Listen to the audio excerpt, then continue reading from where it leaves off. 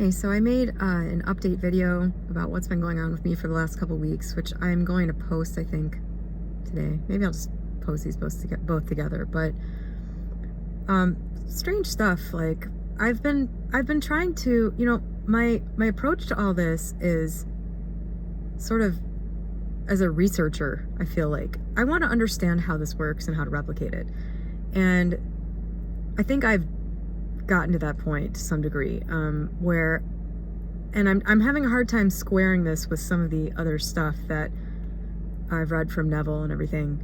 The way that I have always made things happen is by just knowing that they're done, just deciding what it is that I want.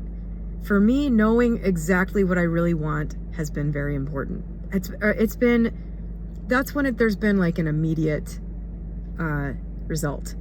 So like, for example, in 2008, I went out to dinner with my good friend, Michael, and we're not like a romantic couple, but while we were out, I was just like, man, it's so great. I wish that I had somebody like this in my romantic life. Like, this is the type of connection I want with a romantic partner. So it was just like such a good friendship. And I was just out of a shitty relationship. So I had that to contrast it with somebody who I was like not friends with, who didn't respect me. I went home that night, fresh out of this feeling of just having interacted with this person, and I said, that's what I want. I want that, like this connection with somebody. Boom. 3 days later, I met somebody who I had a very long relationship with, who is still my closest friend to this day. In 3 days, I met him 3 days later. Like, that's how fast that was. And the remarkable thing about that was how crystal clear I was about what I wanted. And I also didn't have any resistance to it showing up. I really wanted it. I wanted it now. And there was no disbelief. There was no anything, because I think in my mind, I was just like, I didn't know it was actually going to happen. So maybe in my mind, it was kind of like a daydream, even though I had a very strong intention and I was like, boom, make it happen, the way I always do. That happened. And I've noticed lately that that seems to be the magic for, like, as I'm watching now, like a hawk, that seems to be the magic formula for me. Knowing exactly what I want, actually wanting it right now, and having zero disbelief, like no thoughts of this is unlikely to happen. That's when stuff seems to that's when it seems like my message is instantly heard and instantly delivered. And I've been thinking more about the belief aspect of this, because I think my final remaining doubts about whether this is all just a fantasy, whether this is just bogus, have been removed over the last couple weeks, due to the things I talk about in my update video.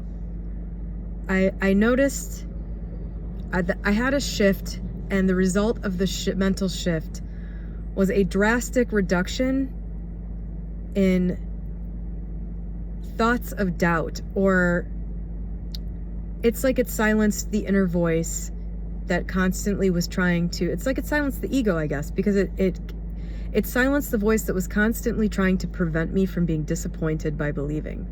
And I've been wanting to make a video about this fear of disappointment, because I think that is really at the heart of why you don't believe fully. That little voice, it seems to be protecting you. And from what? That's the thing. When you think about, like, what's the danger of being disappointed? That you wasted time, that it's almost like there's a 6-year-old in you, whatever your great disappointment, the first time that you really realize that people or situations or the world can just let you down in spectacular fashion.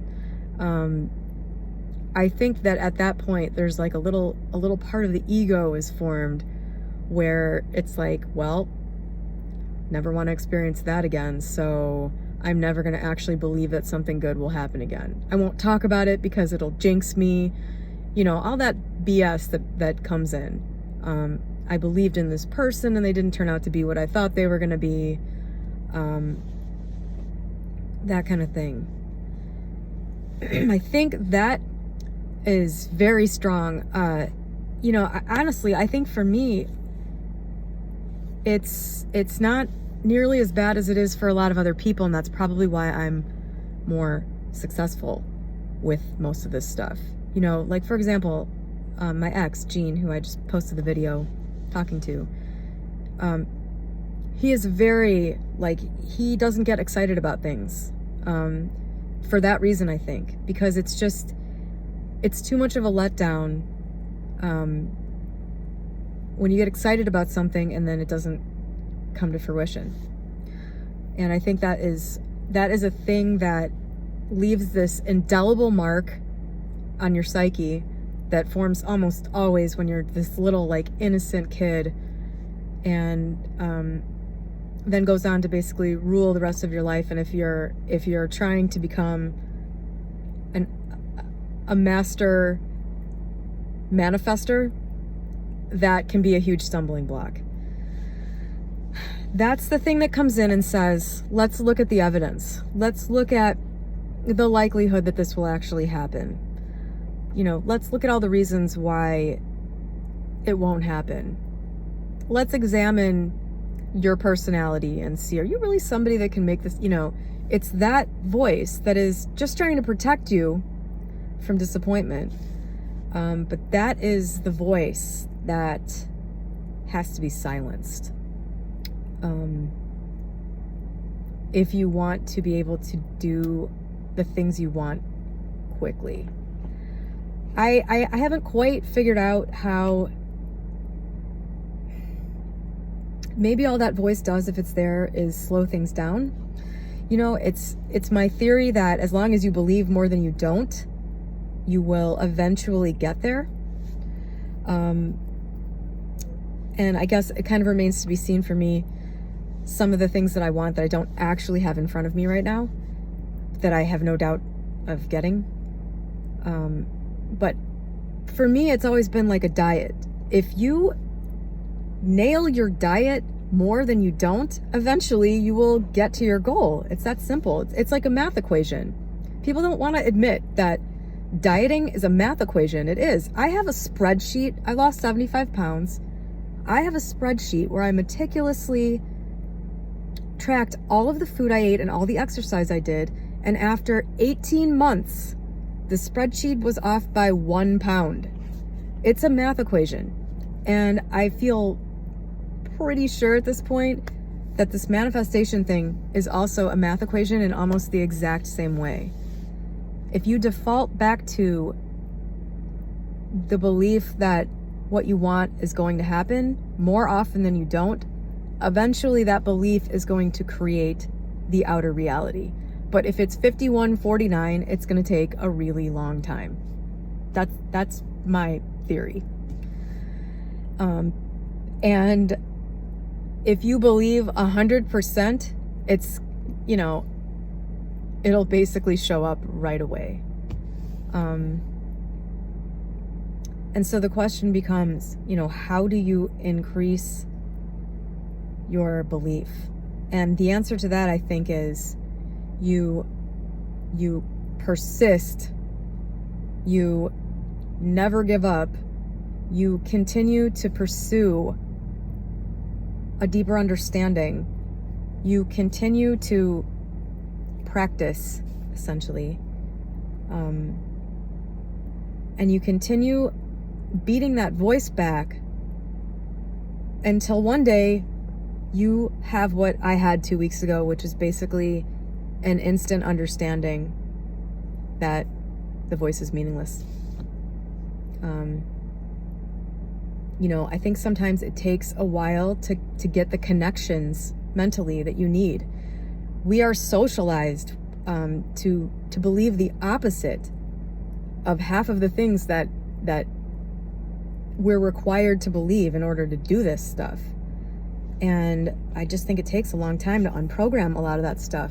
But like anything else, you know, if you want to learn to play piano and you practice for 3 hours a day and somebody else practices for 30 minutes a day, a year from now, you're going to be light years ahead of that person. It's, you know, it's a skill. It's a mental control that needs exercise. And, you know, it's like the piano example is also, I think, pretty good. I don't know if I play piano, so, you know, sometimes you will work and work and work at learning to play a song. I memorize sheet music. You'll just work and work and work at it. Just be like, oh, this is such a bitch. I just, you know, it's taking so long and I don't feel like I'm making any progress. And then you go to sleep, you wake up, you come to the piano, and it's just there. It's just there. It's like the connection, something happens, and the next time after 24 hours, you go to play the same song and it just comes out.